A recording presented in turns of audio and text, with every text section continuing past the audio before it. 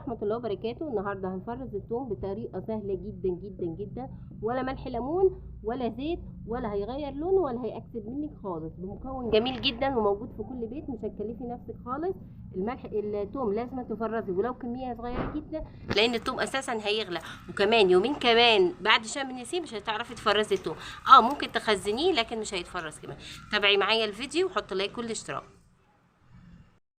طبعا انا عايزاكي تقشري التومه وتبقى بالمنظر دوت. كمان ديت الخضره دي ما ترماش، بتنفع في تتبيلات السمك وتتبيلات البتنجان. طبعا الصيف جاي، البتنجان والفلفل والحاجات الحلوه دي ما ترموهوش، هترميه في حاله واحده بس لو كان ناشف. كمان لو ممكن اخضر من جوه تحسي ان هو ما بيتنيش معاكي، ممكن تشيلي العرق ده لو كان ناشف، تفتحيه كده من جوه، والعرق ده لو ناشف تشيليه وعادي تخرطي الايه، تحطيه في الكبه ده وتخرطيه عادي. لكن عندي ده طري. ماشي، هناخد كميه مع بعض. نجيب الكبه، انا كنت بفرم توم.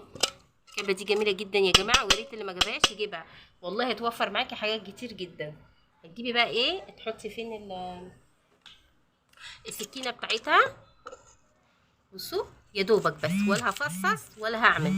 هنحطها كده التومه نصين بس كده، ولو كبيره شويه اعمليها 4/4، بس هي والله كبيره كمان.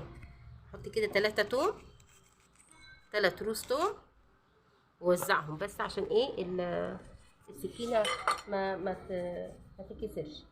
حط برضو الغطا بتاعها. كل ده توم يا جماعه، انا كنت بفرز توم بس قلت لازما اصور معاكم. حطي كده. طبعا احنا نسينا حاجه مهمه، انا مش هحط التوم الخل دلوقتي، نحط بعد ما يتخلط واديله ضربه كمان عشان يتغلل جوه ايه، جوه حبيبات التوم الصغيره.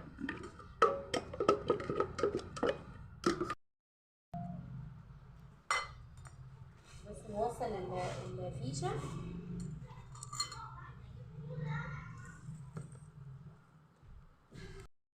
ضربه ضربتين كده بس. بسم الله الرحمن الرحيم. اعملي نظام الضغط كده عشان ما يأثرش على السكين. بس في اللحظه دي انا احط ربع فنجان خل على الكميه دي. انت بقى بتكتري حسب الكميه اللي انت عايزاها. انا حطيت 3، احط بس ربع فنجان خل.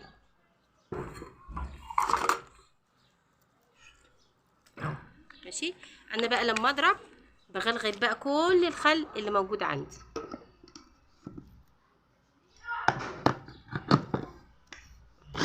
شوفوا مفيش حاجه اسهل من كده، ما تكسليش. ان شاء الله تجيبي كيلو واحد او 2 كيلو، صدقيني هيسعف معاكي. وحتى لو لقيتي انت مش مفرزه وغيرك مفرز يبقى عندك، فاهماني؟ يبقى عندك حتى لو جبتيش الكميات اللي احنا كنا بنجيبها او مش موجوده عندك، لان كتير من الفلاحين صدقوني مش زارعين توم عشان خسروا فيه كتير، لان الاسعار بتاعت التوم نزلت جدا. هو حتى التوم الكيلو ونص ب10 والكيلو وربع ب10، هو شادد عندنا. تجيبي بقى الكيس كده، كيس محترم. تجيبي فين السباتشولا. ماشي. نجيب بقى معلقه ونعبي بقى ايه التوم ده في الكيس. صدقيني ولا هيبقى ليه لون ولا هيتأكسد ولا لونه بيصفر خالص، ولا ملح ولا زيت ولا ملح ليمون ولا اي حاجه. هي شويه الخل. صدقيني السنه اللي فاتت كنت ما لقيتش عندي ملح ليمون، قلت بقى اجرب الخل. جربت الخل كان تحفه جدا. بيبقى كل التوم، كميه التوم ما تسيبيش ولا. صدقني كمان لما انت بتحطيه كده بيبقى ريحته تحفه تحفه ومفحفحه. نفرد بقى مع بعض. كميه الثوم مش تحطيها وتربطيها، لا، احنا مش عايزينها يوصل لها هواء، اهم حاجه ما يوصلهاش هواء. هتفردي كده على قد ما تقدري، بس كله يبقى سمك واحد. فين السكينه؟ تفردي وتساوي، تفردي وتساوي.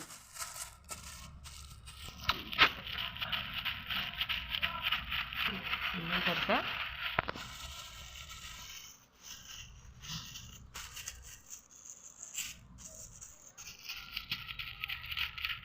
تمام كده.